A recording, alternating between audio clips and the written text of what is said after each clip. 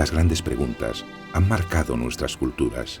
A menudo las han dirigido por caminos extraños, han dado forma a las religiones y han generado, y a veces destruido, civilizaciones enteras.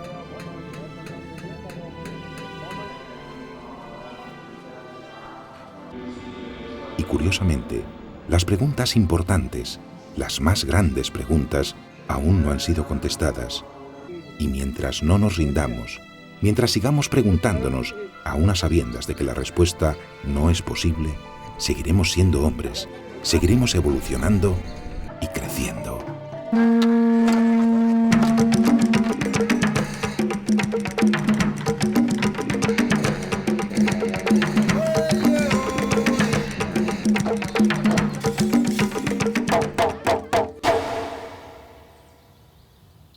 Hay muchas formas de plantear una pregunta, una misma pregunta.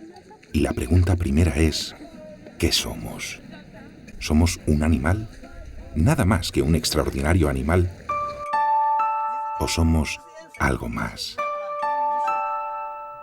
Si es así, ¿cuál es la diferencia que existe con el resto de las especies que viven y cambian con nosotros?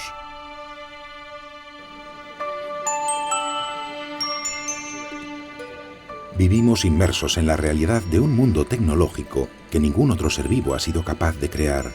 Pero si pretendemos que este hecho nos convierta en el super ser hacia el que se ha dirigido toda la evolución, nos equivocamos estrepitosamente.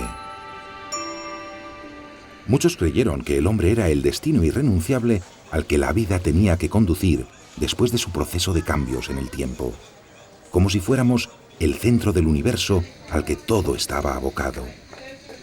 Pero no es así. Que nuestra modernidad nos lleve, por ejemplo, a comunicarnos a increíbles distancias, no es más que el fruto de una necesidad de nuestra especie. La misma necesidad que ha llevado a las mariposas a comunicarse con sus parejas mediante la química a decenas de kilómetros. Y para ellas también son distancias increíbles.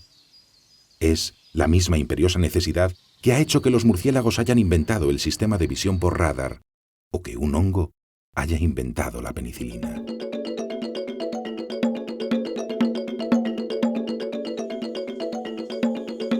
Cada invención responde tan solo a las exigencias de supervivencia de la especie que la diseña. Pero los inventos no hacen diferentes a unos de otros. Según este baremo, todos, más simples o más complejos, no somos nada más que organismos biológicos, más simples o más complejos, pero organismos al fin y al cabo.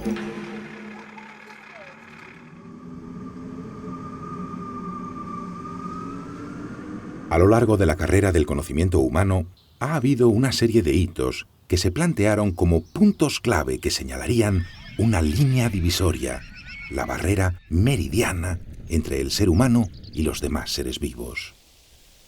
Para muchos, esos hitos históricos han ido perdiendo la fuerza de su argumento a medida que ha crecido nuestro conocimiento en el resto de las áreas del saber. Uno de aquellos hitos clásicos era el uso del lenguaje. Nadie más que nosotros podía hablar.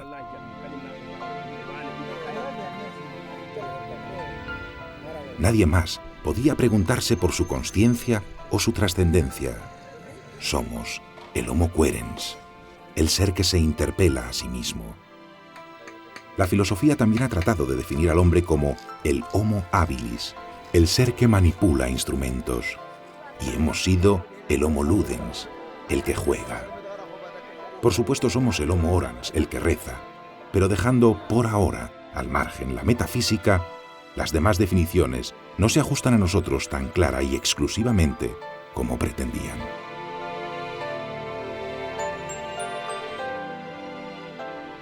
Para empezar, podríamos entrar en un debate muy profundo intentando establecer las características inéditas de nuestra principal forma de comunicación. La palabra, escrita, hablada o imaginada, es sin duda el más complejo y perfecto medio de expresión de todos cuantos existen. Describe símbolos y cosas intangibles, hasta cosas que no pertenecen al mundo físico. La palabra, el verbo, es ciertamente algo especial.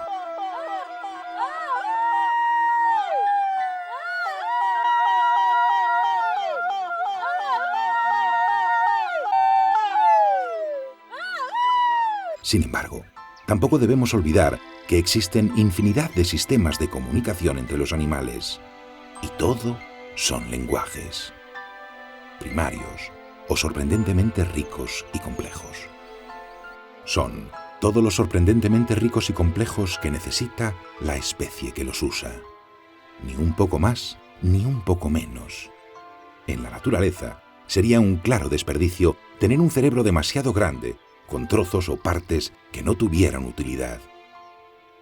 La cuestión es que si buscamos una diferencia entre los animales y nosotros, en función de la capacidad de comunicación, encontraremos que esta diferencia será, en todo caso, una diferencia gradual. Enorme tal vez, pero solo gradual. Una cuestión de cantidad, no de cualidad.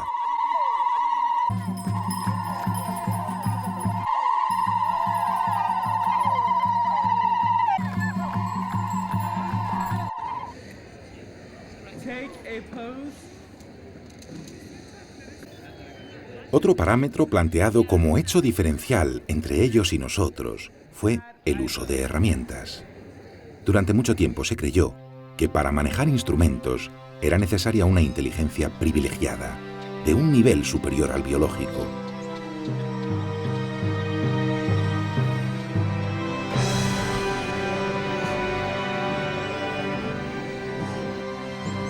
Pero aquí hemos vuelto a encontrarnos ante el mismo dilema. A medida que ha ido creciendo nuestro conocimiento sobre los demás animales, hemos observado que el uso de utensilios tampoco es un rasgo de exclusividad que nos caracterice tan solo a nosotros. Sin duda, nadie más sobre el planeta maneja mecanismos tan sofisticados como los inventados por los grandes genios de la humanidad. Es verdad, pero debemos reconocer que estamos otra vez ante un hecho que plantea distinciones meramente de grado. La distancia tecnológica que nos separa de los animales se encontraría en una progresión geométrica, incluso exponencial. Pero dado que la tecnología no nos hace más personas, tampoco nos diferencia de ellos. Y hasta entre los pequeños insectos, con estructuras neuronales muy simples, encontramos ejemplos que desmontan la teoría del Homo habilis como primer ser que se ayudó de utensilios y que establecía con ello una frontera inequívoca frente al resto de la vida.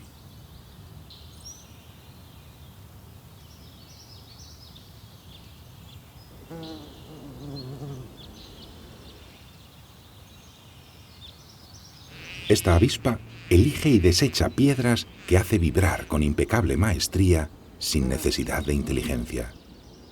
La avispa ha necesitado desarrollar esta técnica para enterrar sus puestas de huevos bajo tierra, a salvo de los depredadores. Como los demás, busca proteger a sus hijos.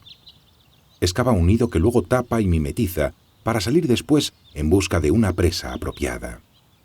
Le inyecta una dosis de un veneno paralizante, una dosis calculada tan perfectamente como lo habría hecho el más sofisticado sistema médico anestésico. Finalmente, después de depositar un huevo sobre ella, la empareda. Con las provisiones necesarias para que su descendencia se alimente durante la fase larvaria, tapa su extraordinaria despensa haciendo un magnífico despliegue de manipulación de elementos que el ecosistema ha puesto a su disposición.